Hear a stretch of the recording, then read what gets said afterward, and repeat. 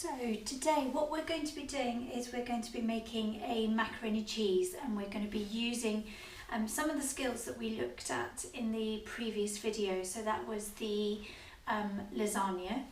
Going to do a slightly different one in the terms of what I'm going to do with the milk, and I did discuss this on the lasagna recipe. So what I'm going to be doing is I'm going to be actually making a bechamel sauce in the same way that I did last week. So I'm making my roux with my butter and my flour, but with my milk what I'm going to be doing is flavouring the milk and bringing it up to the boil. So in this saucepan I've got half an onion, garlic and a bay leaf, and I've got 300 millilitres of milk. So I'm just going to pour that milk into there. Now with this milk, you don't want to bring it up to the boil completely. You want to just get it so it's warmed through. And then all I'm going to do is just leave the onion, the garlic and the bay leaf just simmering in that. You'll notice that I've got another saucepan here at the moment that's got some water in it. And that's ready for my pasta to be cooked. And I've got 150 grams of pasta that I'm going to be using. This is for only 2. If you're then cooking for more, you need to double it and continue to do that. I've then got 25 grams of butter, 25 grams of flour, and that's going to be my roux. So I'm just going to turn that on. So I turn my, or melt my butter. Using butter, margarine, any type of fat would be good. Don't use an oil though, make sure that you've actually got a fat. So melting that down, heating that up at the moment, and I'll be ready to add my flour. I'm going to cook my pasta partially before it then goes into the oven. So the timing on this pasta is actually 8 to 10 minutes. I'm only going to cook it for 5 minutes because it's going to continue to cook once it's in the oven. In your milk as well, you could add a couple of peppercorns if you wanted, just to give it a little bit more flavour. But don't add any salt at this stage because you're going to be adding cheese into your bechamel sauce. So that will add quite a bit of salt, and then once you've done that you can then taste and you can add a little bit of the salt and pepper into that as well.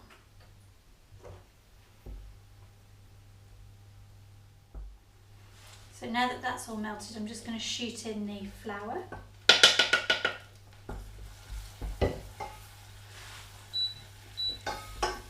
Just turn down the heat a little bit just so I'm not burning the butter or the flour. Now at this stage you want to cook out the flour, so I'm going to leave that to cook just for a few minutes, and that is almost coming up to the boil with my milk. So I'm just going to stir it round a little bit, making sure that that flavour is really starting to combine. Good smell is now coming off that milk, just from the onion and the garlic. So continue to let that just stew a little bit longer. So it hasn't taken long at all for this to come up to the boil. And then all I've done is put it onto a low heat.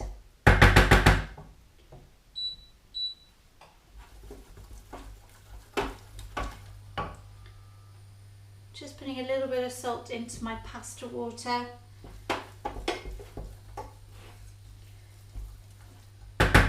You could also put a little bit of oil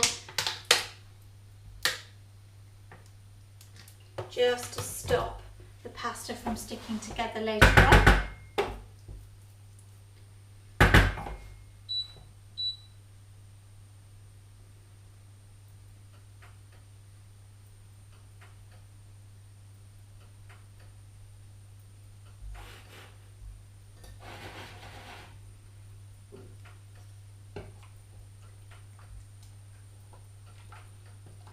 So whilst you're waiting for your roux to just cook out the flour, this is where you could be weighing out your cheese if you haven't done so already, and grating, making sure that when you're using the grater that you keep your fingers well clear of the sharp bits. Okay, try and grate away from you. These are fantastic ones that we've had from IKEA for quite some time, and you just grate into those and it makes it so much easier. And then if you don't need all of that, so that's 200 grams of cheese.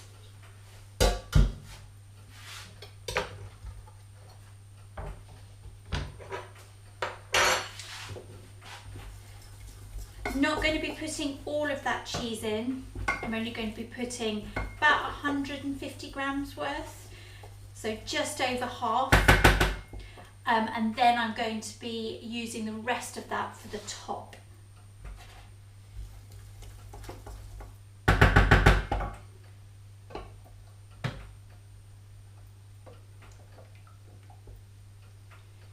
So if you don't have enough saucepans, you can see I'm using 3 at the moment. If you're not using enough, if you don't have enough saucepans to be able to do that, what you could do is bring your milk up to the boil, turn it off, drain it and put it back into your measuring jug, and then wash that up and use that for your pasta. So I've just done it a slightly different way. Okay, and then again, like we did with the lasagna, okay, or if you haven't done this before, just keep stirring that round, making sure that you really cook out that flour, and then all we're going to do is we're going to add in our milk really slowly. So it may be quite hot at this stage, so all I'm going to do is just pour in a little bit.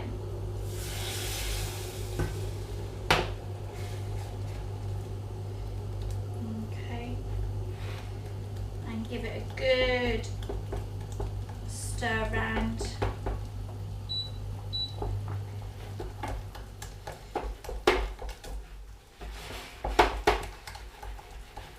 So it's probably going to resemble something a little bit like mashed potato at this stage. And what's happening is the flour, the starch, they're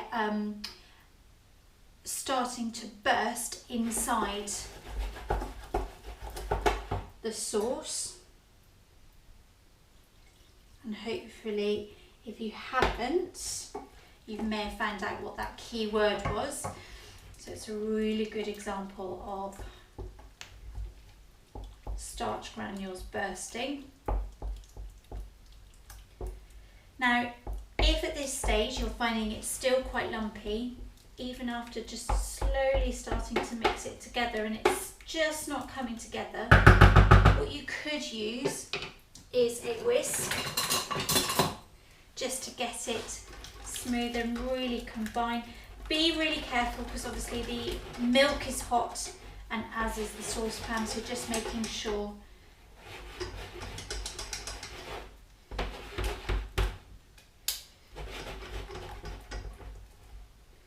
okay. Probably don't use a whisk for the whole time, because often I find with whisks you can't get right into the corners.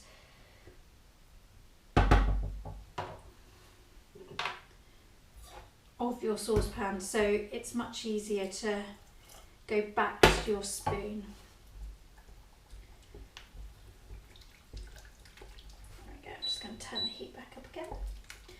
Right, now I've got to this sort of stage, and what I'm going to do is I'm actually going to put my pasta in.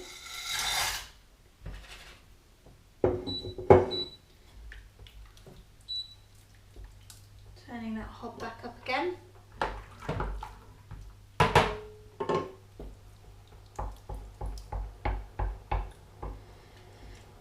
So there will be a recipe on Google Classroom for all those that would like to get involved. But there will also be a link to another document that will be at the bottom of the YouTube in the information section. And that will be to the BBC Good Food recipe as well, just so that you can see the difference between the two recipes.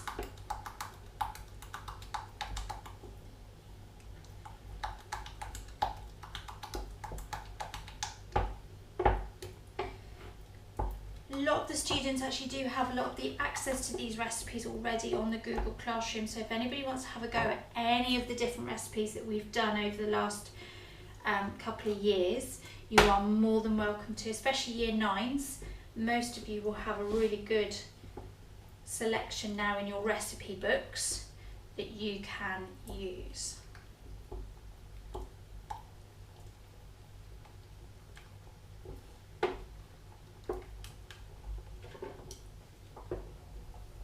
Just making sure that the pasta doesn't stick to the bottom of the saucepan, so just give it a quick stir around.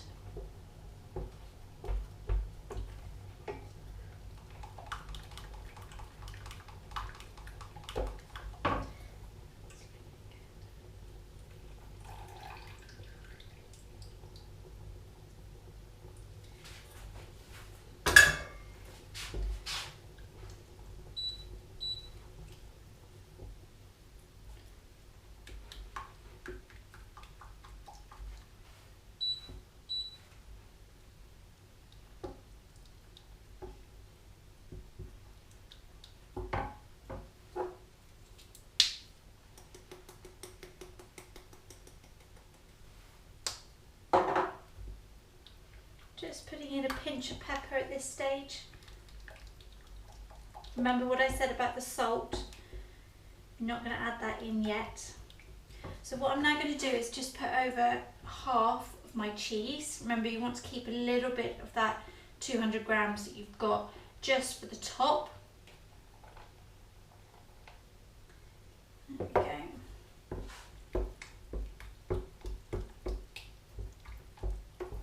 And that's slowly but surely going to melt. At this stage as well, because the cheese is melting, you'll find that your sauce will get maybe a little bit thicker. If you find at this stage that your sauce is too thick, just let it cook a little bit longer. And if you're still finding after 5 minutes or so that it's still quite thick, what you can do is you can add a little bit more milk, but only do a little bit at a time. Or you could just use some of your pasta water.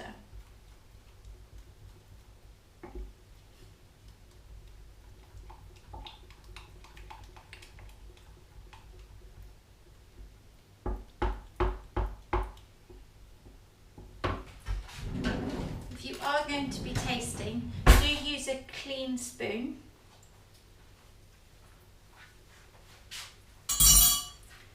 And once you've tasted it, just give it a quick wash and then you can use it to retaste. Don't keep going back in and out.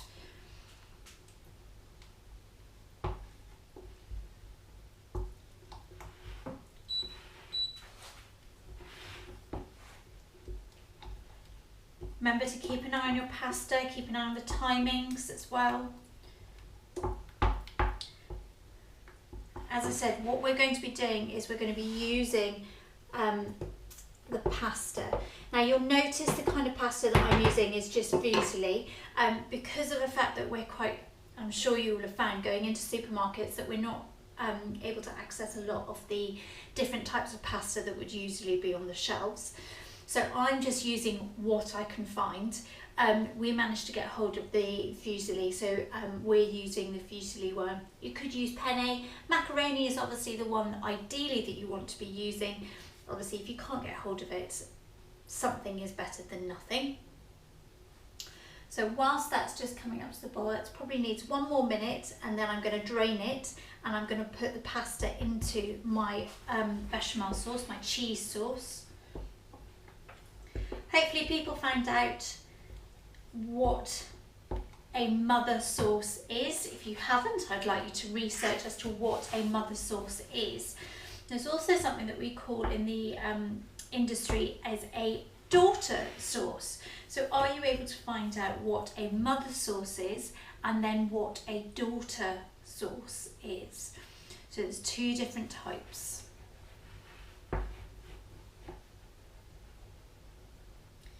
So my cheese is all melted in here, so I'm actually going to just leave that to one side. My pasta's had the 5 minutes, so I'm just going to drain those.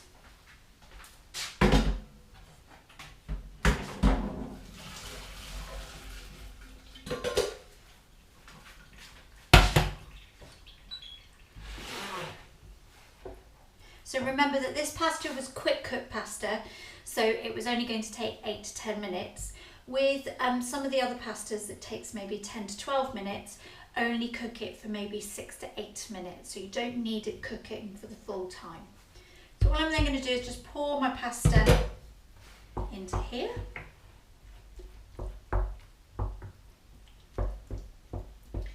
And give it a good stir around so that you really combine and everything gets coated with that cheese sauce.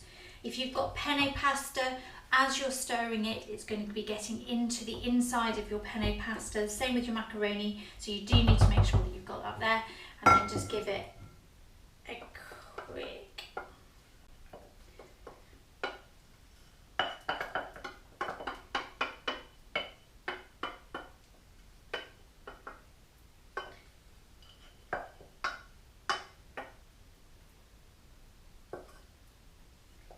Okay, so I'm then just going to put that into an oven-proof dish.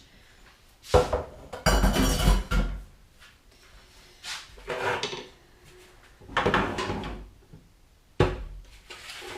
I'm just going to put that onto a baking tray. Now the reason that I put this onto a baking tray is just so that it stops. If anything were to bubble over, it then bubbles into the baking tray rather than the oven, which means obviously you've then got a bit more clearing up to do. So all I'm then going to do is sprinkle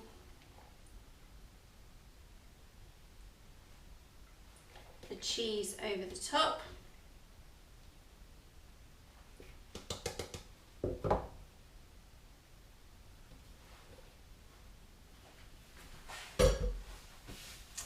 I'm then going to leave that to one side for the moment. I'm not needing to put it into the oven, but this is going to go into the oven in 180 degrees for 20 to 30 minutes. Remember that your pasta is pretty much cooked. All that you're really doing is just getting that lovely brown topping. Now your topping is your gratin. So you could do it slightly different by putting some breadcrumbs through that. You could even put some crisps on top as well. Those that have done year 8, you've probably done the chicken bake where we put crisps, cheese and breadcrumbs on top, and that makes a really good crunchy topping. You could also add anything that you've got left over in your fridges. So I could have added some chicken, ham, maybe a bit of bacon. You could also add some frozen vegetables through that as well, just to give it a little bit more nutritional value as well. What we're going to do is we're going to serve that with some broccoli on the side, just so that we've got that goodness there, and maybe a little bit of tomato ketchup, but that might be a little controversial. So there you have it, you've got your macaroni cheese. All that needs to happen now, go into the oven, as I said before, 180 degrees for about 20 to 30 minutes. Enjoy!